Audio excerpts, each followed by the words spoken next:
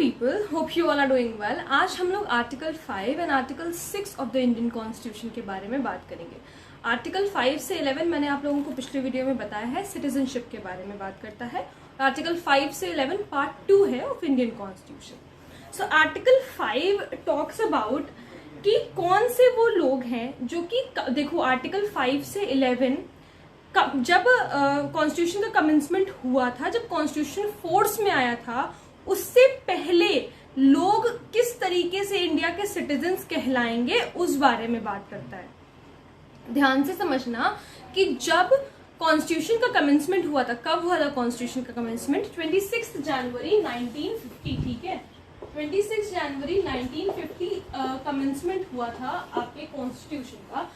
तो आर्टिकल 5 से 11 इससे पहले की बात करता है कि इंडिया का सिटीजन अगर कोई बनना चाहेगा तो वो किस तरीके से बनाया जाएगा. ठीक है, so article 5 to 11 talks about the citizenship before the commencement of Indian constitution. अब के लिए अगर हमें सिटीजनशिप चाहिए इंडिया की, तो हम लोग देखेंगे सिटीजनशिप एक्ट 1955, जिसको काफी बार अमेंड किया जा चुका है. अगर हमें वैलिडेशन चाहिए सिटीजनशिप की, तो हम लोग कौन से एक्ट पर जाएंगे? Citizenship act 1955. ठीक है, तो ये दो इंपॉर्टेंट पॉइंट हैं जो हमें पता होना चाहिए. इसको काफी बार अमेंड किया जा चुका है. Okay, so now article 5 talks about, let me read it और फिर उसके बाद मैं एक एक लाइन आप लोगों को समझाती हूँ. So this article talks about citizenship for people at the commencement of the constitution. जैसा कि मैंने आप लोगों को बताया. ठीक है, कि ये आर्टिकल किस बारे में बात करता है? 26 जनवरी 1950 से पहले लोग किस तरीके से सिटीजन बनेंगे इंडिया के, उस बारे में आर्टिकल 5 बात करता है. Under this citizenship is conferred upon those persons who have their domicile. Domicile का मतलब मैंने आप लोगों को पिछले वीडियो में बताया था. डोमिसाइल का मतलब होता है परमानेंट होम, यानी कि आपका परमानेंट एड्रेस, आप परमानेंटली कहाँ रहते हो. रेजिडेंस और डोमिसाइल में क्या डिफरेंस है?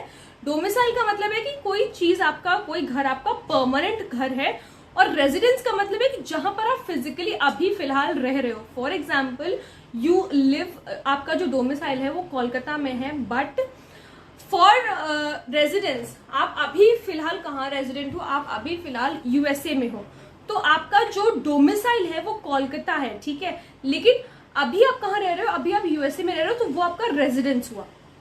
ये दो चीजें समझ में आई. तो यहाँ पर क्या है कि under this citizenship is conferred upon those persons who have their domicile. तो आर्टिकल 5 उस बारे में बात करता है कि जिसकी सिटीजनशिप यहाँ की, यानी कि जो लोग यहाँ पे रह रहे हैं, जिनका परमानेंट घर है इंडिया, जिनका परमानेंट घर है किसी इंडियन टेरिटरी में. ठीक है, तो वो लोग कैसे सिटीजन्स होंगे? And who has born in Indian territory, जो इंडियन टेरिटरी में बॉर्न हुए हैं, और whose either parent was born in Indian territory. तो सबसे पहला क्या है कि जो इंडियन टेरिटरी में खुद बॉर्न हुए हैं या फिर उनके पेरेंट्स इंडियन टेरिटरी में बॉर्न हुए हैं, वो लोग इंडिया के सिटीजन्स कहलाएंगे. और who has ordinarily been a resident of India for not less than 5 years immediately preceding the commencement of this constitution. और या फिर जो कोई भी व्यक्ति 5 साल तक इंडिया में रहा है कॉन्स्टिट्यूशन का कमेंसमेंट होने से पहले. प्रिसीडिंग का मतलब है कि कॉन्स्टिट्यूशन का कमेंसमेंट होने से पहले जो कोई भी व्यक्ति इंडिया में रहा है 5 साल तक, उसे रहना ही है. एटलीस्ट मिनिमम 5 साल तक इंडिया में रहा है कॉन्स्टिट्यूशन का कमेंसमेंट होने से पहले, यानी कि इस डेट से 5 साल पहले तक अगर वो इंडिया में रहा है तो वो इंडिया का सिटीजन कहलाएगा. तो 3 पॉइंट क्या है कि who is born in Indian territory. सबसे पहला आर्टिकल 5 में अगर इंडियन सिटीजन किसी को बताना है तो कौन हो? Who is born in Indian territory. ठीक है, नॉट राइटिंग फुल टेरिटरी. और whose parents have born, whose parents are born in Indian territory. ठीक है, वो भी इंडिया का सिटीजन कहलाएगा. या फिर who has been resident in India for not less than 5 years before the commencement of this constitution, commencement of this constitution. ठीक है, तो क्या हमने आर्टिकल 5 में देखा कि कौन लोग इंडिया के सिटीजन्स हो सकते हैं, कौन लोग इंडिया के सिटीजन्स हो सकते हैं जिनका परमानेंट घर है इंडिया में, ठीक है, जिनका परमानेंट होम है, जिनका डोमिसाइल है इंडियन टेरिटरी में, ठीक है. So who is born in Indian territory, सबसे पहली चीज कि जो इंडियन टेरिटरी में जन्मा है, ठीक है. दूसरी चीज, या फिर उसके पेरेंट्स इंडियन टेरिटरी को बिलोंग करते हैं, ठीक है. या तीसरी चीज, जो 5 साल, एटलीस्ट 5 साल तक इंडिया में रहा हो, किसी इंडियन टेरिटरी में रहा हो before the commencement of this constitution, यानी कि 26 जनवरी 1950 से 5 साल पहले वो अगर इंडिया में रेजिडेंट था, वो रुका है, तो वो इंडिया का सिटीजन कहलाएगा. तो ये बात करता है आर्टिकल 5, जिसकी 3 कंडीशंस है, ठीक है. अब हम लोग बात करते हैं आर्टिकल 6 के बारे में. आर्टिकल 6 बहुत ज्यादा इंपॉर्टेंट है, तो मैं कोशिश करूंगी कि आप लोगों को अच्छी तरीके से समझाऊं, ठीक है. सो आर्टिकल 6 टॉक्स अबाउट जो लोग पाकिस्तान में हैं, जो लोग पाकिस्तान में, देखो इसको थोड़ा सा ऐसे समझो, मान लो कि ये इंडिया का नक्शा है, ठीक है. तो अब बिफोर पार्टीशन, जब तक 1947 में पार्टीशन नहीं हुआ था, तब तक तो पूरा इंडिया ऐसे था, ठीक है. पार्टीशन कब हुआ? 1947 में. 1947 में पार्टीशन हुआ, तो ये वाला जो हिस्सा था वो हो गया पाकिस्तान, ठीक है. ये वाला जो हिस्सा था वो हो गया Pakistan.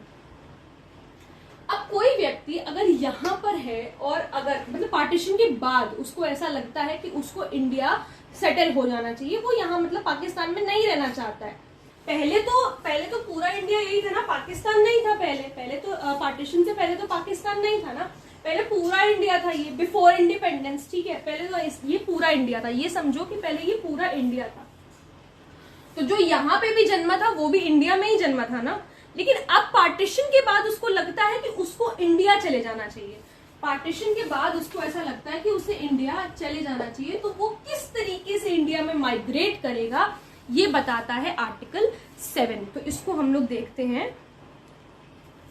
People who came to India from Pakistan, an immigrant from Pakistan became a citizen of India if he, जो कोई भी पर्सन, कोई भी इमिग्रेंट अगर पाकिस्तान से आया है इंडिया का सिटीजन बनने के लिए, इंडिया का सिटीजन बनने के लिए, और ईदर ऑफ हिज पेरेंट्स और any of his grand parents was born in India.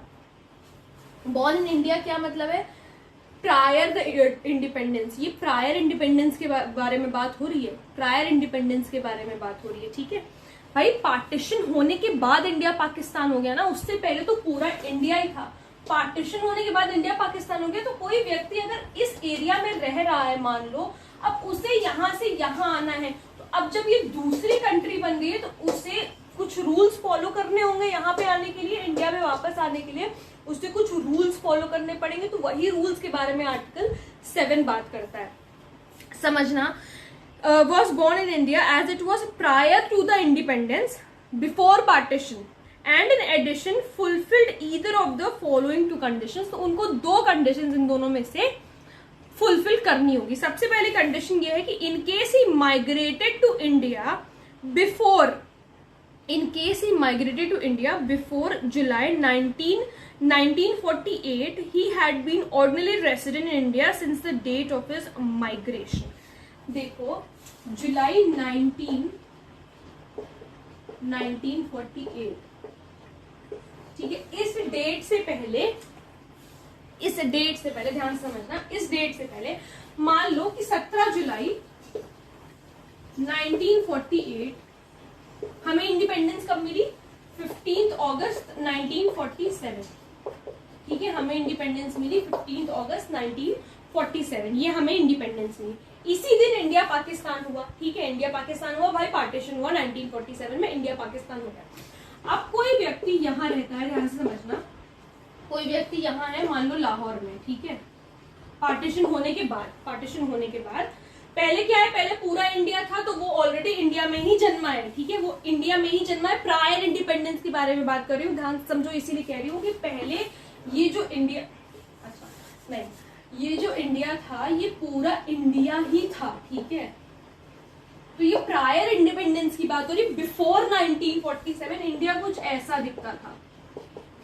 ये जो हुआ है ये आफ्टर इंडिपेंडेंस हुआ, यानी आफ्टर 1947 या इन 1947 हुआ ये, ठीक है।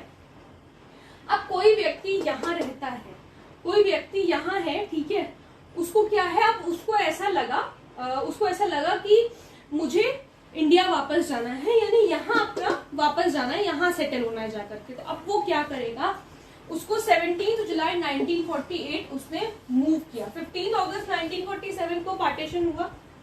एक साल लगा उसको सारी चीज समझने में कि हाँ भाई मुझे मतलब यहाँ नहीं रहना है, I can not live here, I have to go back to India, I have to go back to India, ठीक है। तो वो क्या करता है, वो 17 जुलाई 1948 को मूव करता है, वहां जाता है, इंडिया में जाता है। और तो अब क्या है कि इस डेट से पहले अगर वो पहुंच गया तो उसको सिटीजनशिप मिल जाएगी इंडिया की, तो उसको सिटीजनशिप मिल जाएगी इंडिया की। उसमें ये लिखा है कि in case he migrated to India before 19 July 1948 तो उसको सिटीजनशिप इंडिया की मिल जाएगी, ठीक है। ये हो गया हमारा पहला केस। दूसरा केस क्या है कि in case he migrated on और आफ्टर जुलाई 1948। अब अगर वो यहां से यहां इस डेट के बाद आता है, मान लो 24 जुलाई को आता है,